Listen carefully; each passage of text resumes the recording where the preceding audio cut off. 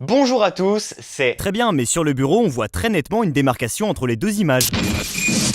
Ok, c'est un défi que tu me lances, c'est ça? Ouais, je crois bien que c'est un défi ça. On fait quoi alors? Bah on va le refaire. Ok, méga timelapse. Origamizy, cette vidéo, elle est pour toi.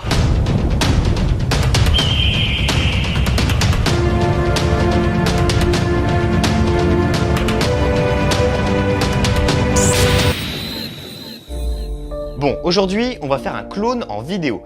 La complexité du truc, c'est pas tant au niveau du montage ou côté technique, c'est plutôt au niveau du tournage. Alors déjà, il y a plusieurs choses à respecter. Première chose, il faut que le cadre soit fixe, donc que la caméra soit posée sur un trépied.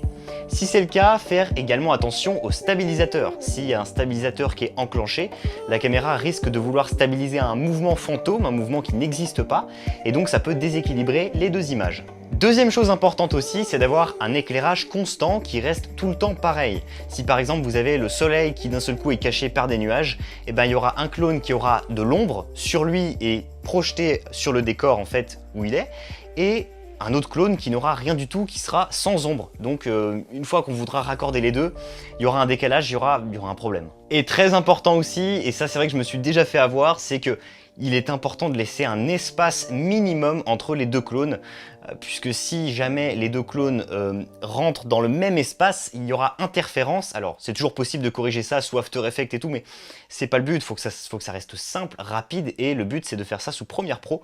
Donc voilà, laissez bien la distance nécessaire pour pouvoir raccorder les deux images. Et maintenant, dernière étape, super importante, tout va se jouer au tournage.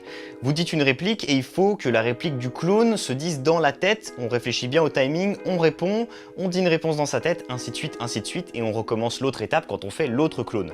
Alors, ça paraît assez simple, ça l'est, mais par contre, plus on va avoir de répliques, plus le timing est susceptible de se décaler dans le temps. Alors faire plus de 30 secondes de clone, ça devient tout de suite une épreuve.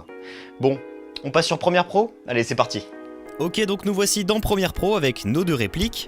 Ok, c'est un défi que tu me lances, c'est ça? Voilà, c'est vrai que ça fait un petit peu ridicule hein, quand on les regarde tout seul. Et le deuxième clone. Ouais, je crois bien que c'est un défi ça. Voilà, alors maintenant, on va déjà mettre le rush du clone de droite sur le rush du clone de gauche. Et pour pouvoir lire les deux en même temps et pour pouvoir surveiller les bonnes répliques, baisser l'opacité à 50% pour voir apparaître les deux clones dans la même image. On aura déjà un pré-rendu de ce que ça pourra donner à la fin. On vérifie que les deux personnages ne se chevauchent pas, donc on va regarder ça. C'est bon, il y a un espace assez conséquent entre les deux, donc on va avoir un petit peu de confort après. Et on peut surveiller déjà les répliques entre elles au niveau de l'audio, donc on regarde, première réplique, quand elle se termine, l'autre commence, ainsi de suite, ainsi de suite. Et on va déjà pouvoir appuyer sur play pour voir si ça le fait. Ok, c'est un défi que tu me lances, c'est ça? Ouais, je crois bien que c'est un défi ça. On fait quoi alors? Bah on va le refaire. Ok, méga timelapse. Voilà, c'est pas trop mal, on pourrait presque faire en sorte que mon clone de droite me coupe la parole, donc pour ça on ramène le rush du dessus un tout petit peu à gauche, voilà, et comme ça la réplique ici commence vraiment à la fin de cette réplique là, donc on pourrait presque croire que je me coupe la parole. Encore un cran à gauche, et on va lire. Ok, c'est un défi que tu me lances, c'est ça? Ouais, je crois bien que c'est un défi ça. On fait quoi alors? Bah on va le refaire. Ok, méga timelapse. Ça marche assez bien, alors je vais juste rallonger voilà, le rush pour que les deux fassent la même taille. Et on va travailler avec le rush du dessus. Pour ça, on réaugmente l'opacité à 100%. Nous allons dans Effets, Vidéo, Transformation et Recadrage. Le but c'est d'enlever la partie de la vidéo qui nous sert à rien et qui surtout devrait amener de la transparence à l'autre vidéo. Donc c'est la partie gauche de l'image. Pour ça, voilà, je fais apparaître l'autre partie tout simplement. Et là on regarde au niveau de la lumière si ça va se jouer ou pas. Et on voit effectivement qu'il y a des variations de lumière. Voilà, même si je le mets au milieu à peu près ici, on sent quand même qu'il y a une sorte de petite variation de lumière ici qu'on peut sentir dans l'image.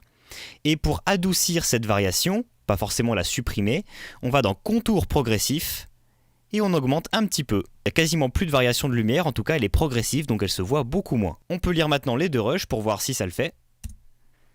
Ok, c'est un défi que tu me lances, c'est ça? Ouais, je crois bien que c'est un défi ça. On fait quoi alors? Bah on va le refaire. Ok, méga timelapse. Et voilà, ça marche parfaitement, c'est presque plus rapide que sur GIMP finalement. Voilà, j'espère que vous avez apprécié la vidéo. Si c'est le cas, n'hésitez pas à mettre un petit pouce en l'air ou à vous abonner. Quant à moi, je vous retrouve dès demain sur la vidéo. Tout simplement.